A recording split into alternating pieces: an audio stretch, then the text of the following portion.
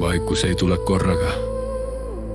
Ta tuleb kihtidena, nagu ruum, mis algul tundub tühi. Aga mida kauem seal olla, seda rohkem hakkab seal midagi liiguma. Mina küsin endalt, kas ma kuulan sind või kuulan oma vajadust olla mõistetud. Kas ma tahan selgust või rahu? Kas ma räägin, et jagada või räägin, et leevendada enda pinget? Ja ma ei vasta kohe.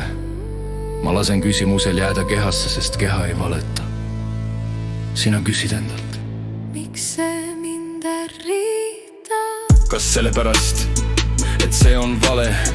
Või sellepärast, et see puudutab midagi valusat? Sinu sees on korraga mitu häält. Üks tahab kaitsta, üks tahab põgeneda, üks tahab karjuda ja üks tahab lihtsalt olla nähtud. See ei ole segadus, see on inimene. Mina küsin uuesti, kas ma suudan olla siin ilma sind muutmata? Kas ma luban sul olla täpselt seal, kus sa oled, ilma et ma sind nihutaks? Kui ei suuda, siis ma peatun, sest tõeline kohalolu ei sunni edasi. Sina tunned, surve langeb, mitte kõik korraga, aga piisavalt, et hingata ja tekib uus küsimus, mida keegi ei küsi sinu eest. Mida mina päriselt tunnen, kui keegi mind ei paranda? Mida mina tahan, kui keegi ei juhenda? See hetk on habras, kui keegi siin seletama hakkab, siis see kaob, mina õpin. Tarkus ei ole see, et ma tean vastust.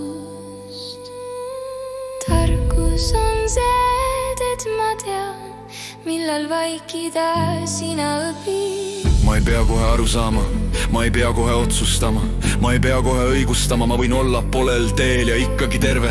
Psühholoogiliselt on see murdepunkt, kui närvisüsteem ei ole enam ohus, siis mõistus tuleb ise järele. Ja holistiliselt on see püha hetk, kui keegi ei võta sinu teekonda. Sinult ära me ei räägi enam, kes seksis, me ei mõõda enam. Kes nägi rohkem, me kuulame, mis tekib, kui midagi ei suruta ja vaikselt, ilma et keegi juhendaks. Ilma tunne ma saan ise hakkama ja see tunne on tervenemine. Viimane ühine küsimus.